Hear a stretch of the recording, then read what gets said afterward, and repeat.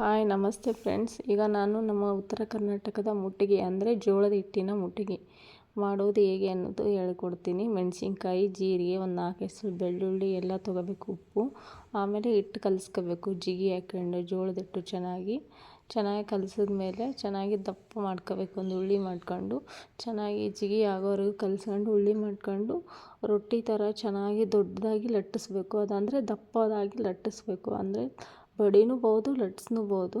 ಆಮೇಲೆ ಅದೆಲ್ಲ ಜೀರಿಗೆ, ಮೆಣಸಿನ್ಕಾಯಿ, ಬೆಳ್ಳುಳ್ಳಿ, ಹೆಸರು, ಉಪ್ಪು ಎಲ್ಲ ಚೆನ್ನಾಗಿ ಸಣ್ಣದಾಗಿ ಕಲ್ಲಿಗೆಲ್ಲ ಹಾಕಿ ಚೆನ್ನಾಗಿ ಕುಟ್ಟಬೇಕು. ಕುಟ್ಟಿದ ಮೇಲೆ ಅದು ರೊಟ್ಟಿ ಮಾಡಬೇಕು.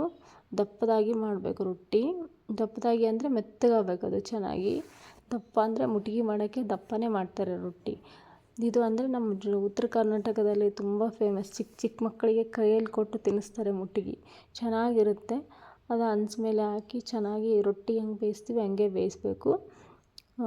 ನೀವು ಇದು ಒಂದು ಸರ್ತಿ ಟ್ರೈ ಮಾಡಿ ನಿಮ್ಮ ಮಕ್ಕಳಿಗೆ ಕೊಡಿ, ಚೆನ್ನಾಗಿರುತ್ತೆ.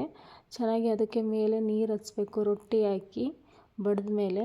ಆಮೇಲೆ ಅದು ಚೆನ್ನಾಗಿ ರೊಟ್ಟಿ ಹಿಂಗೆ ತಿರುವಿ ಹಾಕಿ ರೊಟ್ಟಿ ರೆಡಿಯಾಗಿರುತ್ತೆ ನೋಡಿರಿ. 2 ಕಡೆ ಚೆನ್ನಾಗಿ ಬೇಯಿಸ್ಬೇಕು. ಬೇಯಿಸಿದ ಮೇಲೆ ಅದ್ರ ಮೇಲೆ ಜಜ್ಜಿರ್ತೀವಲ್ಲ ಹಸಿಮೆಣ್ಸಿನ್ಕಾಯಿ ಅದೆಲ್ಲ ಸವರಬೇಕು. ಸವರಿ ಚೆನ್ನಾಗಿ ಮಡಿಸ್ಬೇಕು. ಅದಕ್ಕೆ ಒಂದು ಸ್ವಲ್ಪ ಎಣ್ಣೆ, 1 ಸ್ಪೂನ್ ಎಣ್ಣೆ ಹಾಕಬೇಕು. ಚೆನ್ನಾಗಿ ಮಡಿಸಿ ಅದು ಕಲ್ಲಿಗೆಲ್ಲ ಹಾಕಿ ಚೆನ್ನಾಗಿ ಕುಟ್ಟಬೇಕು. ಬಿಸಿ ಇರಬೇಕಾದ್ರೇ ಕುಟ್ಟಿದ ಮೇಲೆ ಕಲ್ಲಿಗೆಲ್ಲ ಹಾಕಿ ಸಣ್ಣದಾಗಿ ಜಜ್ಜಬೇಕು. ಸಾವಕಾಶ ಅಂದರೆ ಜಜ್ಜಬೇಕಂದ್ರೆ ಕುಟ್ಟಬೇಕು ಅಂದರೆ ಕೈಲಿ, ಅಂದರೆ ಬಿಸಿ ಆಗುತ್ತೆ ಅಂತ ಇದು ಟ್ರಿಕ್ನ ಯೂಸ್ ಮಾಡ್ತಾ ಇರೋದು. ಕಲ್ಲಿಗೆಲ್ಲ ಹಾಕಿ ಇದು ಮಾಡೋದು ನೋಡಿ. ರೆಡಿಯಾಗಿದೆ ನಮ್ಮ ಉತ್ತರ ಕರ್ನಾಟಕದ ಮುಟ್ಗಿ.